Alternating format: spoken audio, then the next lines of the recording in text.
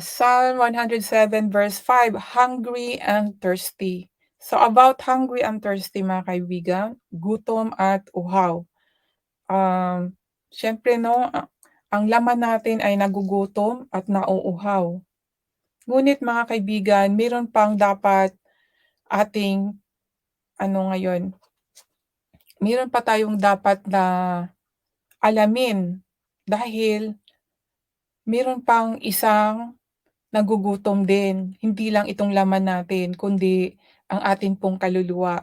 Kailangan din po pakainin 'yan, through reading the Bible, through reading the Word of God. Dahil sinabi po dito na 'di ba kung makikita po natin sinabi do'n, I am not live by bread alone.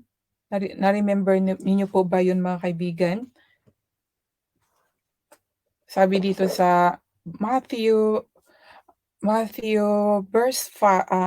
chapter 5 verse 7, "Blessed are they which do hunger and thirst after righteousness, for they shall be filled." For they shall be filled mga kaibigan, filled with the Holy Spirit mga kaibigan. If we are filled with the Holy Spirit, we will not get hungry.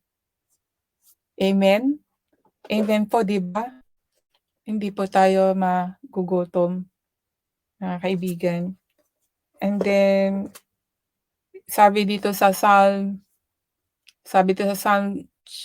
chapter 7 verse 9, sapagkat kanyang binigyang kasiyahan ang nananabik na kaluluwa at ang gutom na kaluluwa ay binusog niya ng kabutihan.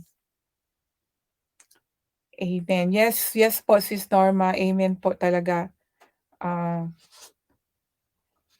and then sinabi dito sa John chapter 6 verse 35, sinabi dito, "And Jesus said unto them, I am the bread of life." I am the bread. So si Jesus po ang pagkain na tinapay mga kaibigan, pagkain na tinapay. I am the bread of life. He that cometh to me shall never hunger. Yan mga kaibigan, klaro ha, kung sino yung lalapit o pupunta sa kanya ay hindi, never mga kaibigan, nakalagay never.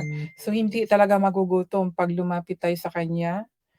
And sinabi dito, and he thirst believeth on me shall never thirst.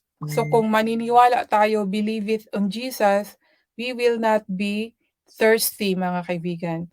Hi, Ultimate Movie Recaps, my